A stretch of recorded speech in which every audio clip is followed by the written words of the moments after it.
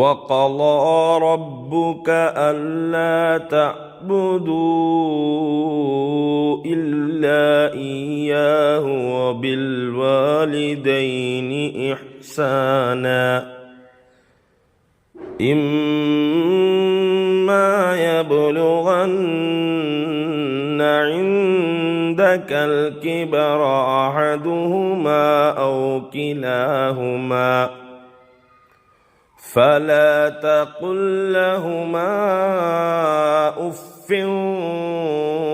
ولا تنهرهما وقل لهما قولا كريما وقل لهما قولا كريما തന്നെയല്ലാതെ നിങ്ങൾ ആരാധിക്കരുതെന്നും മാതാപിതാക്കൾക്ക് നന്മ ചെയ്യണമെന്നും നിന്റെ രക്ഷിതാവ് വിധിച്ചിരിക്കുന്നു.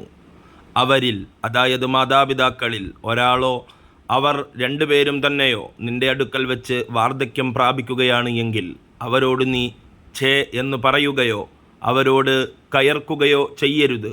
അവരോട് നീ മാന്യമായ വാക്ക് പറയുക.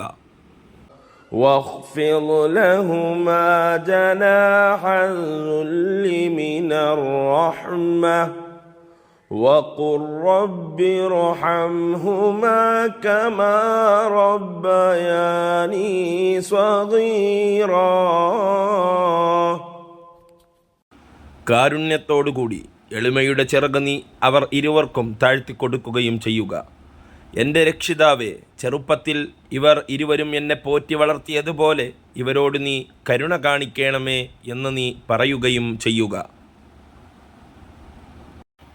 റസൂലുള്ളാഹി സ്വല്ലല്ലാഹു അലൈഹി വസല്ലം പറഞ്ഞു, നിന്റെ മാതാപിതാക്കളുടെ തൃപ്തിയിലാണ് അള്ളാഹുവിൻ്റെ തൃപ്തി, മാതാപിതാക്കളുടെ കോപത്തിലാണ് അള്ളാഹുവിൻ്റെ കോപം. അതുകൊണ്ട് സഹോദരങ്ങളെ, മാതാപിതാക്കളുമായുള്ള നമ്മളുടെ ബന്ധം ഏറ്റവും നന്നാക്കി തീർക്കുക. അവരോട് ഏറ്റവും മയമായ ഏറ്റവും നല്ല വാക്കുകൾ പറയുക. മാതാപിതാക്കളെ സന്തോഷിപ്പിക്കുക.